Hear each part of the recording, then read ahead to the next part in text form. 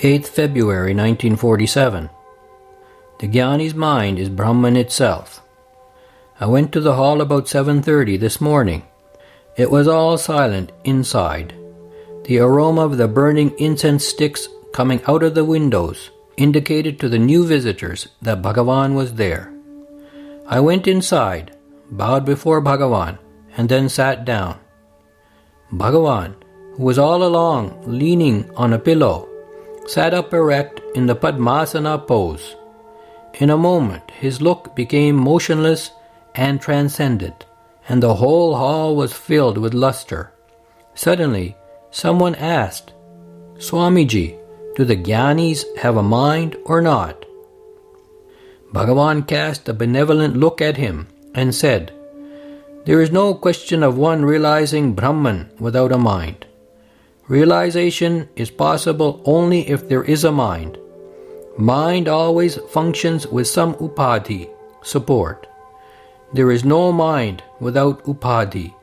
It is only in connection with the upadhi that we say that one is a Jnani. Without the upadhi, how can one say that someone is a Jnani? But how does the upadhi function without mind? It does not. That is why it is said that the Jnani's mind itself is Brahman. The Jnani is always looking at Brahman. How is it possible to see without a mind? That is why it is said that the Jnani's mind is Brahmakara and Akhandakara. But in reality, his mind itself is Brahman. Just as an ignorant man does not recognize Brahman within, but only recognizes the external vrittis, things, so also, though the Jnani's body moves about in the external vrittis, he always recognizes only the Brahman within. That Brahman is all-pervading. When once the mind is lost in the Brahman, to call the mind Brahmakara is like saying that a river is like the ocean. When once all the rivers get lost in the ocean, it is all one vast sheet of water. Can you then distinguish in that vast sheet of water, this is the Ganga, this is the Gautami, this river is so long, that river is so wide, and so on? It is the same with regard to the mind also. Someone else asked, "They say that Sattvam is Brahman, and that Rajas and Tamas are Abhasa. Is that so?" Bhagavan replied, "Yes, Sat is what exists. Sat is Sattvam. It is the natural thing.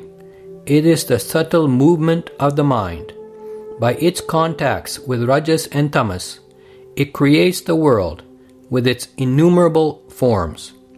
It is only due to its contact with Rajas and Tamas that the mind looks at the world, which is abhasa, and gets deluded. If you remove the contact, sattva shines pure and uncontaminated. That is called pure sattva or shuddha sattva. This contact cannot be eliminated unless you inquire with the subtlest of the subtle mind and reject it. All the vasanas have to be subdued and the mind has to become very subtle. That means subtle among the subtlest. They say, anoraniyam, atom within an atom. It should become atomic to the atom. If it becomes subdued as an atom to the atom, then it rises to the infinite among infinities. Mahato mahiyam. Call it the mind seeing or the mind acquiring powers, call it whatever you like. By whatever name it is called, when we sleep, the mind, with all its activities, lies subdued in the heart. What do we see then? Nothing. Why? Because the mind lies subdued. We wake up from our sleep, and as soon as we wake up, there is mind, there is Sat and Brahman. As soon as the mind that is awake is attached to the gunas, every activity emerges. If you discard those guna vikaras, vagaries of the mind, the Brahman appears everywhere, self-luminous and self-evident, the Aham, I. Then everything appears Tanmayam, all-pervading. See the technical language of the Vedanta. They say Brahmavid, Brahman knowing, Brahmavid Varishta, supreme among the Brahman knowing, and so on. And then they say Brahmeva Bhavati. He becomes Brahman itself. He is Brahman itself. That is why we say that the Jnani's mind itself is Brahman. Someone else asked, they say that the Jnani conducts himself with absolute equality towards all. Bhagavan replied, yes. How does a Jnani conduct himself?